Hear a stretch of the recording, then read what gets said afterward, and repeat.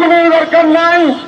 যদি তদন্ত কমিটি সেদিনের ঘটনার ভিডিও ফুটেজ দেখে, সিসি ক্যামেরার ফুটেজ দেখে, মিডিয়ার যে নিউজ হয়েছে সেগুলো দেখে এবং প্রত্যক্ষদর্শীদের বয়ান নেয়, তাহলে দ্রুত কারা জড়িত, সেনাবাহিনী এবং পুলিশ বাহিনীর সদস্যদের মধ্যে কারা জড়িত তারা শনাক্ত হবে। এই শনাক্ত করে দ্রুত শাস্তির আওতায় আনতে হবে। আমি শুধু একটি প্রশ্ন করতে চাই, এত বড় একটি ঘটনা ঘটলো যেখানে ইন্টারিম গভর্নমেন্টের মাননীয় প্রধান উপদেষ্টা পর্যন্ত নিন্দা জানিয়েছে, সেখানে এই পর্যন্ত থানার ওসিকে পর্যন্ত প্রত্যাহার করা হয় নাই। আমি মনে করি যে এটা জুলাই গণঅভ্যুত্থানকারীদের প্রতি একটি ধৃষ্টতা দেখাচ্ছে। আরেকটি কথা বলবো যে জাতীয় পার্টির মহাসচিব ইতিমধ্যে ব্যাগতিক দেখে একটি কথা ট্রান্সফার করেছে, তারা বলছে তাদেরকে নাকি বিএনপি রক্ষা করবে। আমরা স্পষ্ট বলে দিতে চাই বন্ধু প্রতিনিধি সংগঠন বিএনপিকে, তাহলে আপনাদেরকে এই 18 কোটি জনগণের বিরুদ্ধে যেতে হবে। আমরা এতটুকু বলবো, এই জাতীয় পার্টির ঠাই এই বাংলাদেশে হবে না, হবে না, আমরা হতে দেব না। এই সরকারকে সেই জবাবদিহিতা দিতে হবে, হবে। ধন্যবাদ সকলকে। এই আওয়ামী লীগের প্রায় 600 নেতৃবৃন্দ এই ওয়াটার ক্যান্টনমেন্টে রেখেছিল। আসলে তার উদ্দেশ্য কি? উদ্দেশ্য হল এই খুনি, এই ফেসিলিটিদেরকে তা আমরা মনে করছি এই ওয়াটারকে অতি দ্রুত পদত্যাগ করতে হবে এবং আপনারা দেখেন এই স্বাধীনতার শেখ হাসিনাকে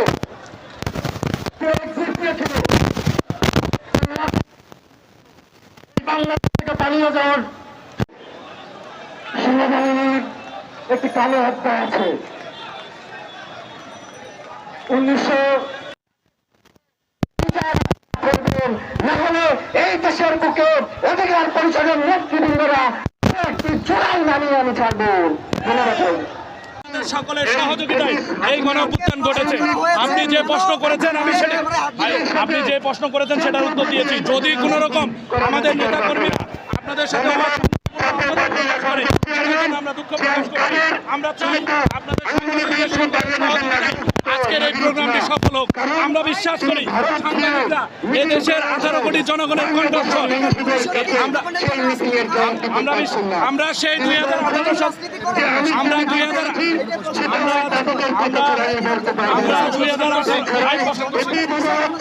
আমরা 18 কোটি মানুষের কথা বলতে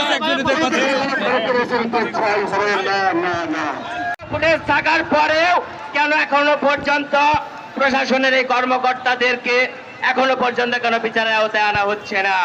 আমাদের দাবি ছিল এই 24 গণ অভ্যুত্থানের পরাজিত শক্তি আওয়ামী লীগের সাথে ফ্যাসিবাদীর দোসর জাতীয় পার্টির রাজনীতি নিষিদ্ধ করতে হবে এবং এই জাতীয় পার্টির দোসরদের বিচারের আওতায় আনতে হবে।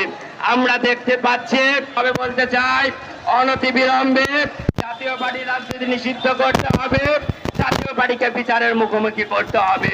এটা না করা হলে আমাদের এই আন্দোলন সংগ্রাম চলতেই থাকবে। ধন্যবাদ সবাইকে।